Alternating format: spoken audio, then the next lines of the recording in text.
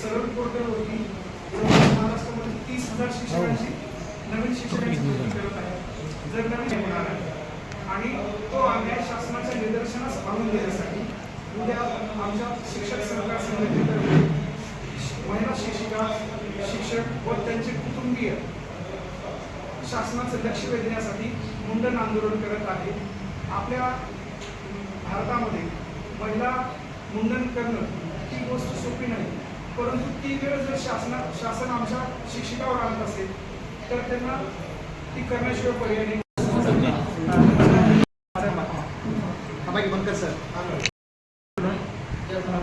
शिक्षक सहकार संघटना राज्याध्यक्ष, उद्या शिक्षक सहकार संघटनेचं महिला शिक्षक त्यांचे कुटुंबीय यांच्यासह मुंडन आंदोलन आझाद मैदान येथे करणार आहोत.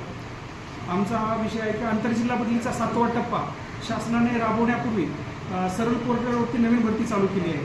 आमची शासनाला गेल्या 3 वर्षापासून मागणी होती की नवीन भरतीपूर्वी आंतरजिल्हा बदली करण्यात याव्या, 7वा टप्पा राबवा, परंतु त्यांनी तो 7वा टप्पा राबवला नसल्यामुळे आम्ही शासनाच्या निदर्शनास आणून देण्यासाठी उद्या लक्षवेधी मुंडन आंदोलन करणार आहोत. तसेच आमचा हा टप्पा जर नवीन भरतीपूर्वी राबवला तर भरतीच्या कुठल्याही जागेवरती कुठलाही परिणाम होणार नाही, परंतु गेल्या 20 वर्षापासून जे शिक्षक आमचे इतर जिल्ह्यामध्ये काम करत आहेत त्यांना स्वजिल्ह्यामध्ये येण्याची संधी या नवीन भरतीपूर्वी आंतरजिल्हा बदली टप्पा केल्यास भेटणार आहे. त्यामुळे माझ्या शासनास कळकळीची विनंती आहे की नवीन भरतीपूर्वी आंतरजिल्हा बदलीचा 7वा टप्पा राबवा आणि त्यानंतरच नवीन भरती करण्यात यावी.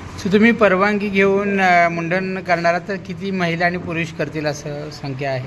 याच्यामध्ये जवळपास 5,000 शिक्षकांची आम्ही परवानगी घेतलेली आहे आंदोलनासाठी. महिला शिक्षिका जे आहेत ते स्वयंस्फूर्तीने यामध्ये मुंडन करणार आहेत, त्यामुळे त्यांचा निश्चित आकडा सांगता येणार नाही, परंतु जे काही आंदोलक आहेत ते जवळपास सगळेच्या सगळे मुंडन आंदोलन करून शासनाच्या निदर्शनास आमची मागण्या आणून देणार आहेत. एकीकडे लाडकी बहीणसारखी योजना राबवतात आणि दुसरीकडे तुम्ही शिक्षकांचं मुंडन आंदोलन होणार आहे, कसं पाहता याचे?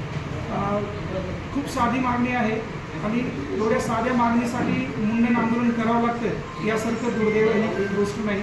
आम्ही गेल्या 3 वर्षापासून ग्रामविकास मंत्री, शिक्षण मंत्री यांच्याकडे पाठपुरावा करतोय, परंतु त्यांनी या गोष्टीकडे लक्ष न दिल्यामुळे आज आमच्यावर ही वेळ आलेली आहे. सरकारला काय आव्हान? सरकार